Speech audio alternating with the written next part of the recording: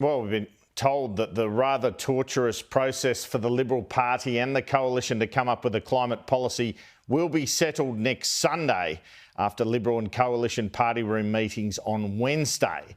And the indications seem to be that Sussan Ley, in order to save her Liberal leadership in the short term, will essentially take on a Nationals-lite policy on climate. This means no commitment to net zero and junking those words from coalition policy. The government's target, which since 2021 the coalition has backed, is a net zero climate target by 2050.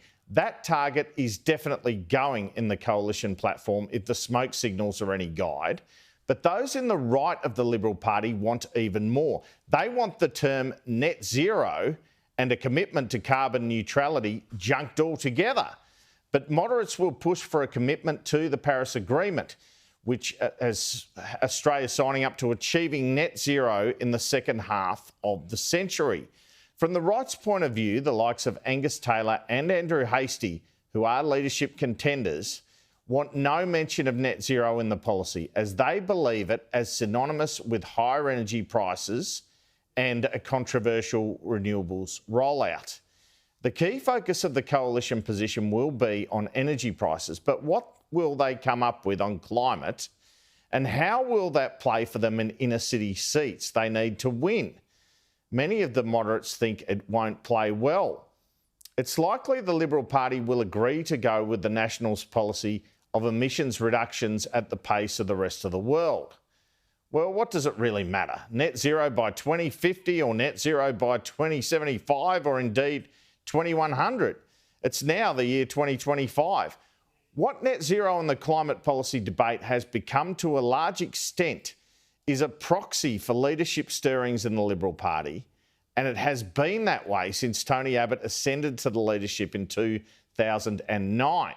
Now, I'm not expecting a leadership challenge when the Liberal Party meets this week, but if Sussan Ley can't settle a position on climate policy, I wouldn't rule anything out in the final week of Parliament this year, in late November.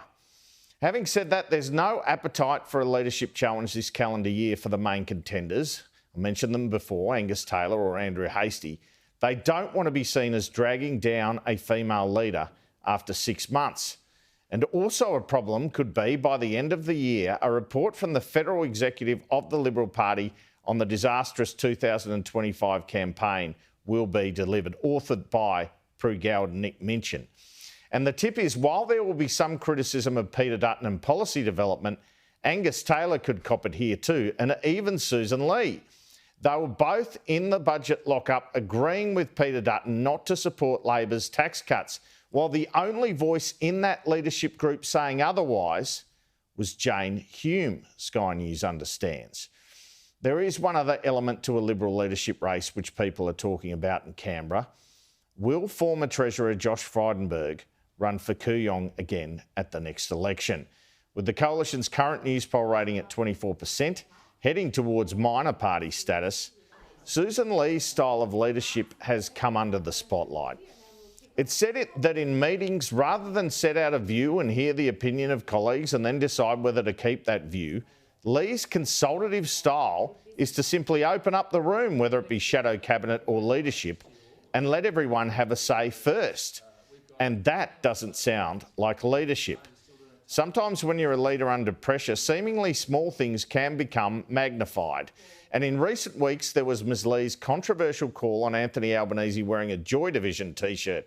This even got a run on the worldwide podcast of Joe Rogan, when Russell Crowe, admittedly a friend of Albanese through the Rabbitohs Rugby League Club, appeared on the podcast the other day. So the member of the opposition wanted to point out, and did so in Parliament, that Joy Division is a Nazi term, and it's like, okay, what's the point of that, right? We all know it's a band name. Okay, we know it's a band name. Well, what are you talking about? You know, this whole stupidity, and that's what you're facing all the time, picking up some pointless piece of minutiae and, you know, lighting it on fire and making a smoke screen to cover up the reality of the fact that that Prime Minister just worked his ass off on behalf of the country and successfully achieved a bunch of things and should be patted on the back. not pushed down the stairs.